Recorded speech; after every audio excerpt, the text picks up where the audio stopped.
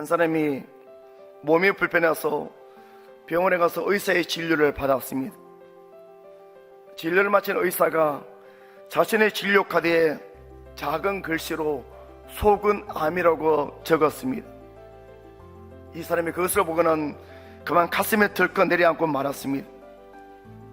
그리고는 떨리는 가슴을 진정시키고 의사에게 조심하게 물었습니다. 선생님, 제가 어떤 병에 걸린 거죠? 의사는 무심한 표정으로 대답합니다. 걱정할 것 없습니다. 집에서 충분한 휴식을 취하면 금방 회복하실 겁니다. 그런데 그는 의사가 자신에게 거짓말을 하고 있다고 생각하고는 진지한 표정으로 다시 물었습니다. 선생님, 괜찮습니다. 사실대로 이야기할 수 있어요. 제가 다 봤습니다. 소근암에 걸리면 얼마 동안 살 수 있습니까? 그러자 잠깐 동안의 침묵이 흐른 후에 의사가 드디어 대답합니다. 소근암은 제 이름입니다.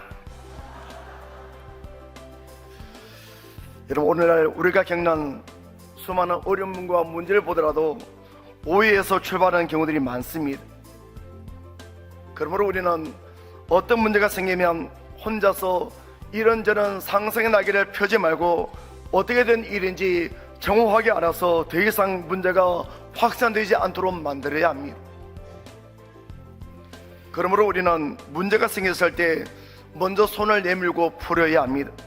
손을 내미는 사람이 믿음의 사람입니다. 오늘 말씀은 이스라엘 백성들이 가나안 땅을 정복하고 나서 요단강 동편 땅을 차지한 루벤, 갓, 므낫세의 반 지파와 요단 서편을 땅을 차지한 다른 지파들과 일어난 갈등 이야기입니다. 루벤, 갓, 므낫세의 반 지파가 이전에 자신들이 했던 약속대로 가나안 정복 전쟁에서 최선봉에 서서 싸웠습니다. 그리고 이제 가나안 정복 전쟁이 끝나고 가족들이 있는 곳으로 돌아가려고 요단강에 이르렀습니다.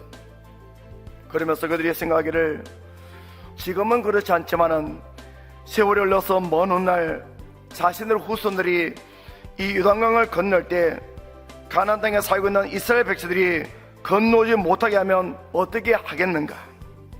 그러므로 이곳에다가 우리도 같은 이스라엘 민족이라는 것을 알리는 제단을 쌓는 것이 좋겠다는 것입니다. 그래서 그들이 함께 힘을 모아 요단 강변에다가 제단을 만들었습니다.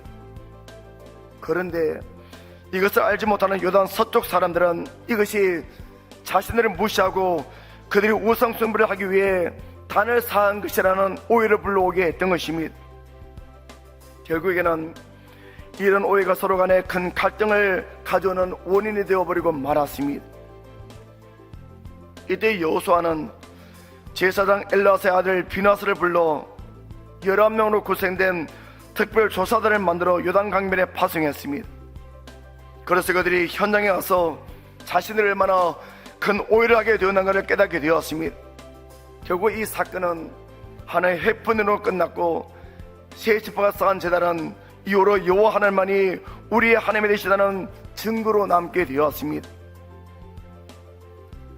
여러분, 우리는 어떤 일을 하든지 하나님 안에서 할 수 있도록 노력해야 합니다. 지금 내가 하는 일들이 하나님을 기쁘시게 할 만한 일인가를 생각하며 살아가야 합니다. 그러면 우리는 무슨 일을 하든지 그 일을 통해서 하나님의 영광을 드러내야 합니다. 하나님의 영광을 위해서 막혀진 담들은 무너뜨리고 갈라진 마음은 하나가 되어야 합니다. 서로에 대한 오해 때문에 갈등이 있다면 그것이 공동체를 무너뜨리지 못하도록 풀어야 합니다. 서로의 생각을 존중해주고 이해하려는 노력이 있어야 합니다. 우리 모두가 오늘 말씀을 통해 우리가 그리스도 안에서 한 가족인 것을 기억하고 우리 공동체 안에 갈등이 있으면 서로 이해하고 용서하고 배려함으로 아름다운 공동체를 세워나갈 수 있는 우리 모두가 되시기를 간절히 축원합니다.